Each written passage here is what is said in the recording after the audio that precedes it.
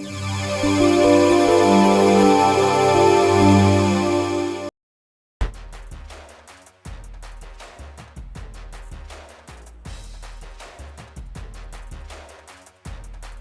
back to DHS SportsCenter. I'm Ben Smith. And I'm Will Bouvier. On today's show, I'll be interviewing Mr. Breault, coach of the Unified basketball team, to talk about the upcoming events happening here at Dartmouth High School. Later in the episode, we have more from Will's weekly sports news and Ben's best plays of the week. So we'll be right back right after this on DHS SportsCenter.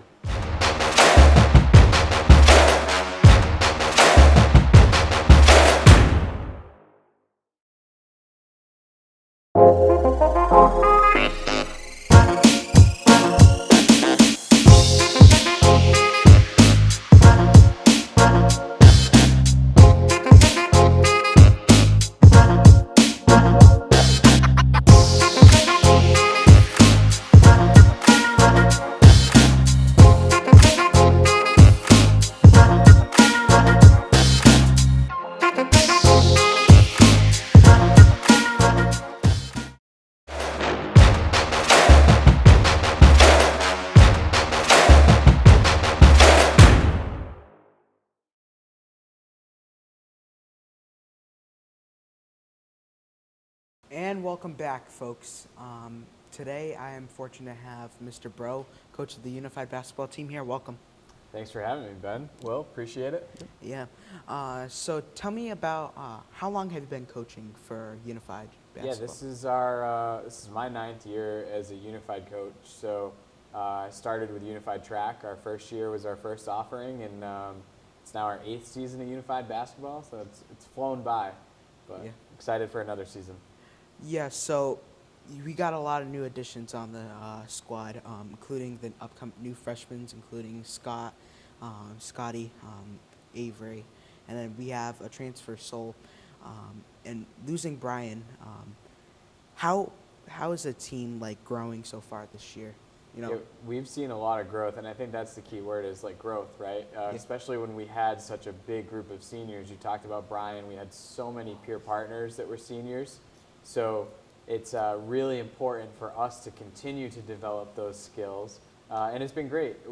Game 1 to game 4 now, we've seen such a big growth on defense, on shooting the ball. So all those basic basketball skills are really coming to fruition, and it's been a lot of fun to see the team grow in that aspect too. So it's Miss KP and I are so happy with the growth that we've seen so far, but can't wait to see what's still in store for us for the rest of the season. I can't wait as well. Will, what was your next So hand? kind of going off what you said, Mr. Breault, how do you think the team has been practicing so far this season and how it's shown in the games? How is the effort they've been putting in practice? How's it shown in the games? Yeah, I think it was a slow start to our season, just having so many people that were new, whether they were partners or athletes, and so it was a lot of Mrs. KP and I having to go back to like what expectations were and what we really want. So we've seen a ton of growth socially with kids making those friendships and those connections, but also basketball-wise. And I think it's showing in our games now as we're starting to perform a lot better.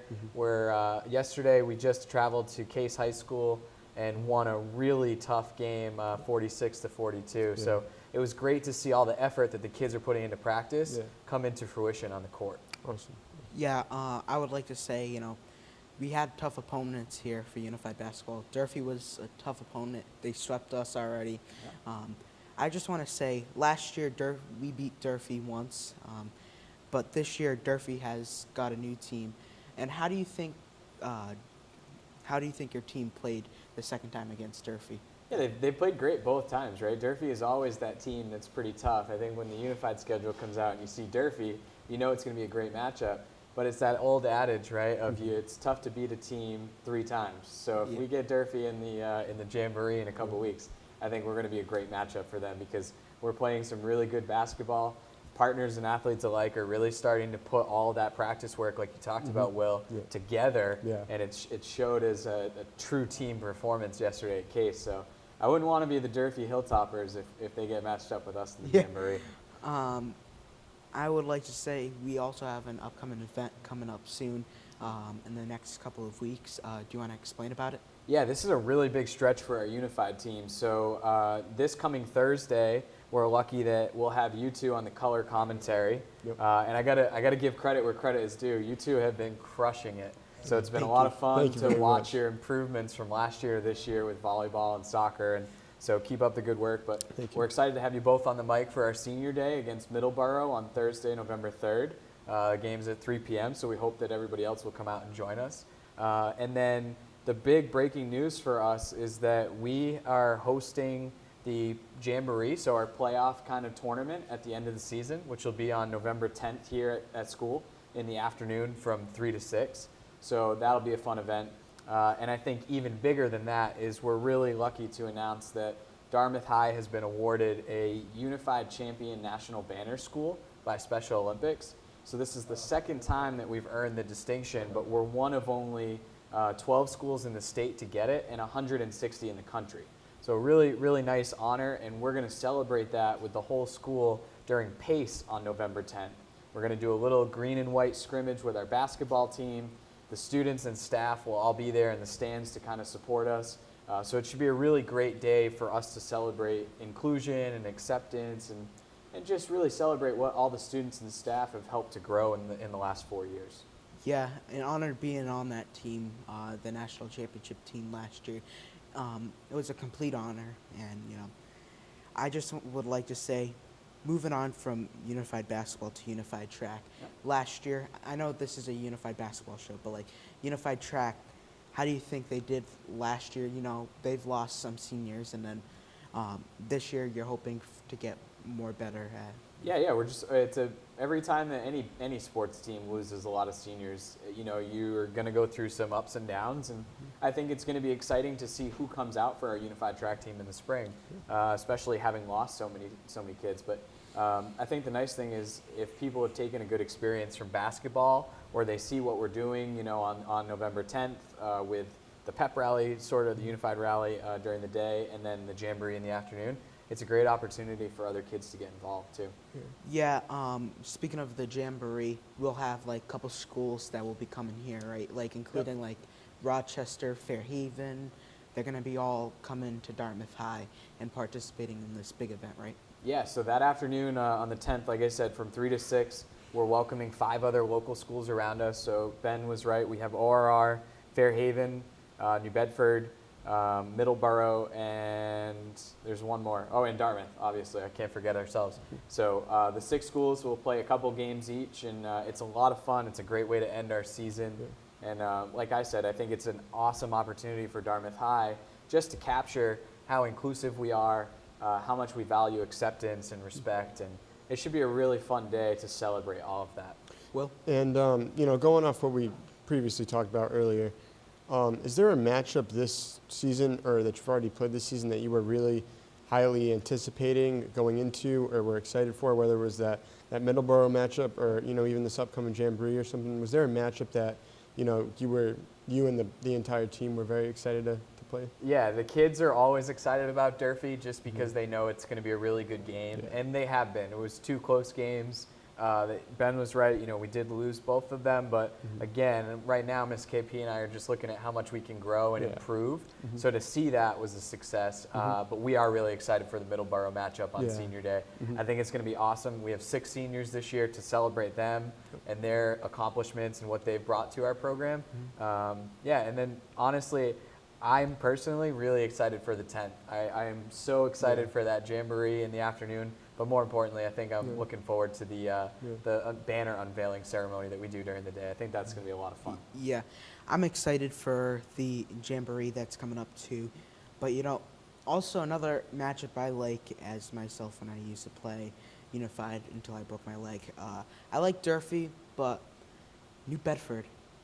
What a great matchup, Yeah, great matchup. 2 good teams. The New Bedford program has grown quite a bit. They've added a lot of kids, and their coach, Mr. McDavid, has done a great job of growing their team. So we had a good game against them when they came to Dartmouth a few weeks ago, and we're looking forward for that matchup on November 7th when we travel to New Bedford. Yeah. Well, would you like to say? And, kind of transitioning also, I know we talked about unified track a little bit earlier, but is the anticipation with how great the basketball season has been going, how anticipated are you and, how highly excited are you to get into the unified track season this spring? Yeah, I'm always looking forward to it. Yeah. You know, unified, I've said it. Ben asked how many years I've done it, right? This is my 9th season. If I could just coach unified sports, Yeah. I would do it because it's the best thing in the world. It's impossible for me to leave without a smile. Yeah. If you're having a bad day or it's a tough school day and then you have unified, it's great because you leave on a happy note. And that's been a lot of fun. So I'm always looking forward to the next season. But I think what's really cool about our celebration on the 10th during PACE is that it captures what our whole school does, right? So, I mean, I'm looking forward to track because that's what comes next for me. But the fact that we have bowling in the winter and there's the Best Buddies Club, every 4 years we have to apply for this recognition. And it's not easy to obtain. You have to fulfill 10 standards and prove, you know, that you've met those standards. And it's so cool to do the application process because it shows us how much we've grown in 4 years. And I just want to, you know, congratulate everybody in this school system because together we've put together this program that has more offerings.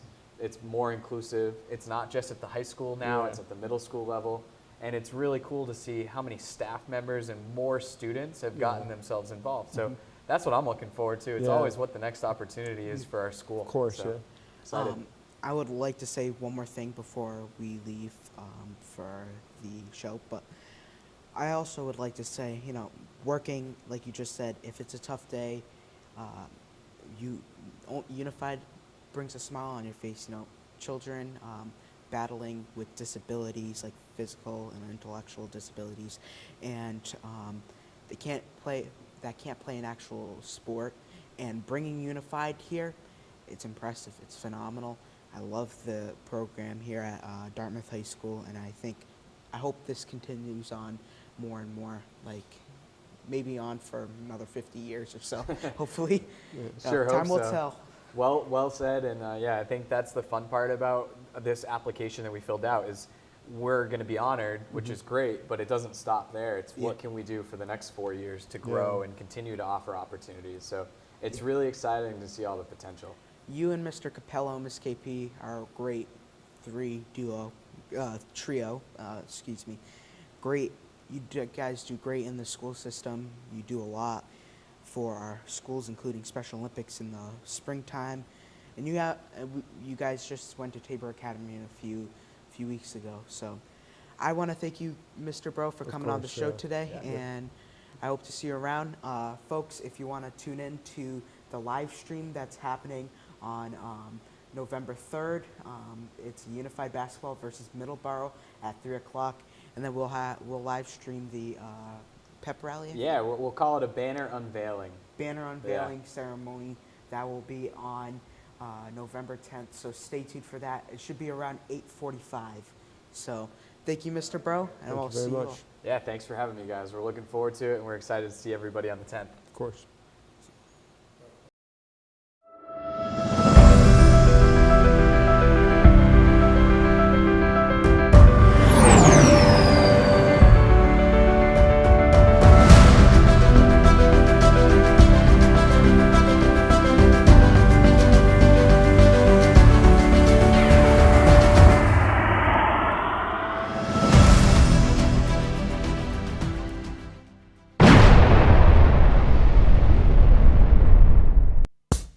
Cafe Tuesday, every Tuesday. Join us next week for your hot cup of coffee.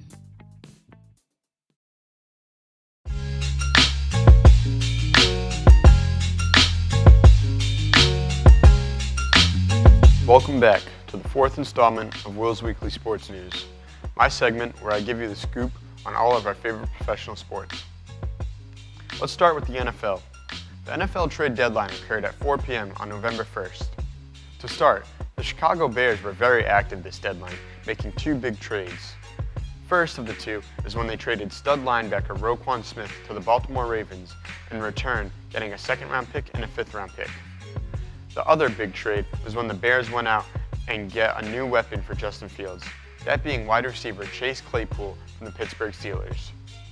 The Steelers would get a second-round pick from the Bears in return. Continuing with the NFC North, the Lions and Vikings made a trade where the Lions sent tight end TJ Hawkinson to the Vikings for a second and third round pick.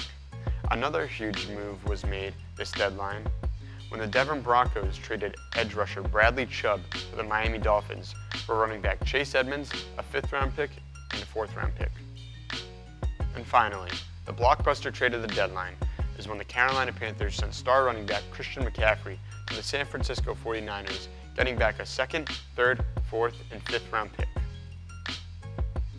Moving on from the NFL, this past weekend we had 2 very skilled and competitive pay-per-views with the return of Vasil Lomachenko fighting Jermaine Ortiz and the fan favorite Jake Paul versus legendary UFC veteran Anderson Silva.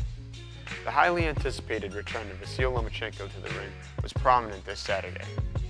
Lomachenko's last fight came against Richard Comey on December 11th of 2021, where he picked up the win. The Ukrainian is regarded as one of the most entertaining and talented lightweights in the division, and coming in against the rough and tough Jermaine Ortiz was the perfect comeback fight, where Lomachenko did indeed pick up the win against Ortiz by unanimous decision. Wow, taking time off to defend your country in war and then returning to the ring with a dominant win, can't write a better story than that. Moving on from Lomachenko, the problem child himself, Jake Paul, got in the ring on Saturday versus one of the most decorated combat martial artists of all time, the Spider, Anderson Silva. Paul, who has been through plenty of fight cancellations, was finally ready to make his mark against his toughest test yet, in my opinion. Jake would improve to 6-0 with a unanimous decision win over Silva, and calling out fighters like Nate Diaz and Canelo Alvarez after the fight. Canelo might just be too much for Jake right now. I think trying to rebook the Tommy Fury fight for a 3rd time is the way to go. The 2 of them were destined to fight. Moving forward from boxing, staying on the topic of Saturday, in the UFC we got a banger of a fight with the UFC Vegas 63, the main event, number 5 ranked Calvin Kattar versus number 6 ranked Arnold Allen in the featherweight division. Allen would end up taking the victory after Kattar suffered a leg injury in round 2, resulting in a doctor's stoppage. Very unfortunate for both fighters, Kattar because of the injury and Allen because of his post-fight interview where he said he was trying to make a statement in the division for champ Alexander Volkanovski to see. Moving past this event, you knew I was going to talk about UFC 280 from October 22nd in the Etihad Arena in Abu Dhabi. Sadly, my guy Charles Oliveira lost to Islam Makhachev in the 2nd round by arm triangle submission. Very sad, but this is far from the end for Charles, and I do believe he will rise back up as the lightweight champ again one day. As for Makhachev, the next fight looks like it will be against featherweight champ Alex Volkanovski in Volk's home country of Australia at UFC 284. Volk will be trying to achieve double champ status, a very fun matchup in my opinion.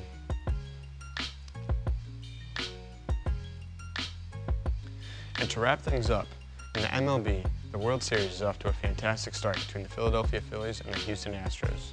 The series is currently tied 2-2, and by the time the next episode comes out, we will probably have a champion.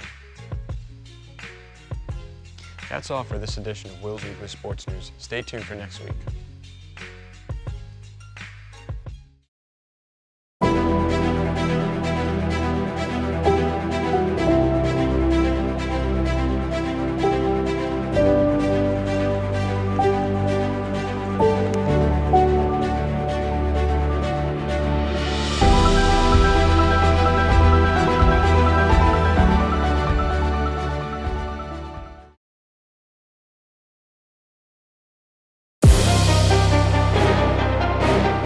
Welcome back to Ben's Best Plays of the Week. I'm Ben Smith here for the 2nd edition of this episode. We have a very special play of the week that happened on this court right here, where Austin Santos hit it from the half-court shot at the halftime buzzer. Let's take a look at the shot that made it on SportsCenter Top 10 Plays of the Week.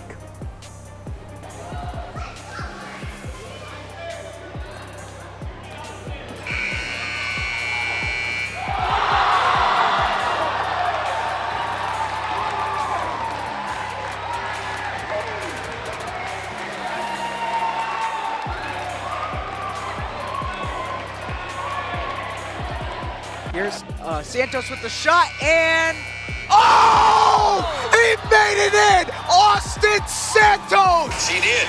Vandy went down to 2-1. Number 5, Special Olympics Unified Basketball in Dartmouth, Massachusetts. This is Austin Santos. Half court, put it up, bring it down, baby. Santos from the big D. There he goes at the big shot. Oh, I love it. That's awesome. Let's go to a dog pile, guys. Number 4, Nuggets and Wow, Thunder. congratulations, Austin. What an excellent shot there. Honestly, you practiced that for pretty much all your life, and making that shot on SportsCenter top 10 plays of the week, you know, excellent job by you, Austin. You did it hard work, commitment, and to do all of that, that is an excellent job by you, Austin. Thank you all for watching the Ben's Best Plays of the Week. Stay tuned for next week's episode of DHS SportsCenter.